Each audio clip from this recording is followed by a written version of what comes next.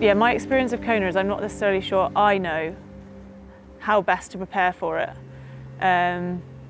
because I've had one negative experience there.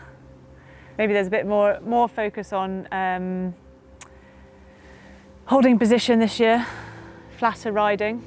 Maybe last year was more about the sort of over-under side of thing of climbing. But September will bring a chunk of heat prep that I didn't have to suffer through for Nice in the same way, although you naturally get anyway when you're training somewhere hot. So I think maybe just more focusing on heat, position in the time trial position, and the biggest part for me is the psychology of it. I need to personally prepare better, or have been preparing better psychologically for Kona because of my negative experience in the past.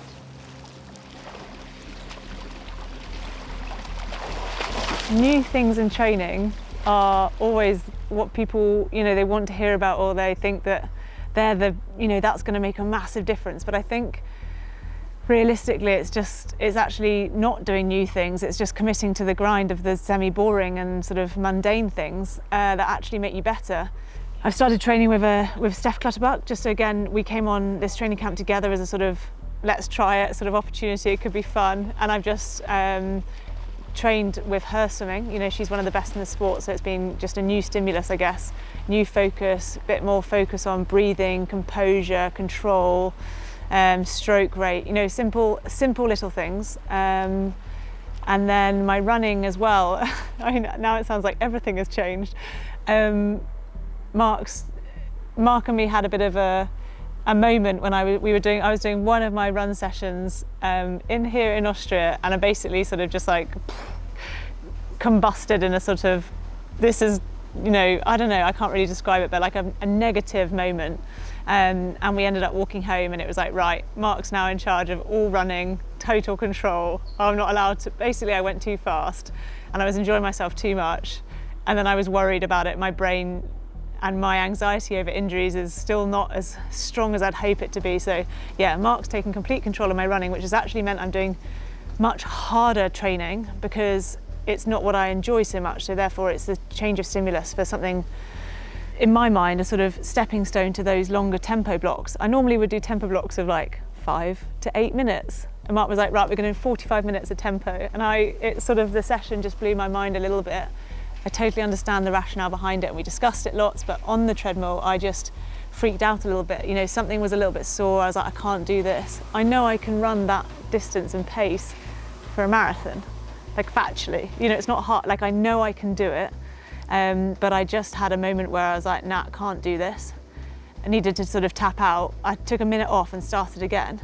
And then I sort of was trying to chat Mark through it, like trying to persuade him that I could change the session to make it easier mentally. He was like, no. So I was like, okay, fine. And sort of took that coaching / negative into my own sort of motivation and anger in a way of like, fine, I'll do it this way. Boom or bust. And I obviously was absolutely fine. So yeah, I think those things are quite normal. We just don't necessarily share them because it feels like a weakness, maybe mentally more than anything.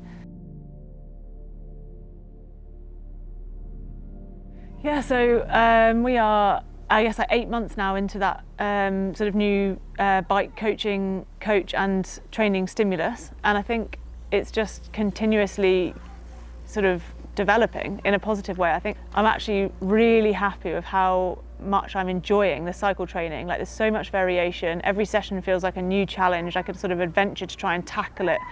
And I've really come to terms with the fact that I can fail in a session and that still achieves a really good training aim. Whereas before I'd never allow myself to sort of fail a session. And now it's like failing is actually, you are on your limit. That is the goal. So I'm not sure that's necessarily fun, but I think that's been really rewarding with hindsight. My attitude generally to this World Champs is, rather than focus on the sort of performance outcome of I'm here to win and winning is the only option, it's been more of how fit can I get to give myself the most opportunities during the race, multiple opportunities, because that's how it works in Ironman, to deploy specific, physiological tactics in a way. So to be more composed in the swim, to allow me to bridge any gaps that are going, to be on the bike, to control the pace, or to hold back, or hit the run, know I'm in control. Lots of different, basically to get as fit as possible, rather than get fit enough to win. Yeah, nutritionally, I think the sort of standard theory is you need a little bit more calories because your body's metabolism is working a bit higher. Obviously, we're sleeping higher, so generally we're spending however many hours slightly, at that increased metabolism. So yeah, I guess eating more, but mainly I'm doing a sort of 70-30 mix of the orange raw fuel and the unflavoured. I've actually found it quite useful to have an unflavoured additional sort of scoop to just whack up the carbs without really noticing. And I've again, like recently, sort of mindset of anything you consume during the session is only used, it's not stored. So I'm not hesitant in any way to just like massively bulk up all of the carbohydrates during the session. I think visualization is key for everyone. I use it a lot, especially in this build-up period. And I say use it just like naturally comes to me. Like I'm in the middle of a swimming session and suddenly we're approaching the coffee boat and the gap's going and I need to kick on in the midway through a 400 or something. With the running, I actually am really looking forward to approaching the energy lab, like that whole grind to the energy lab.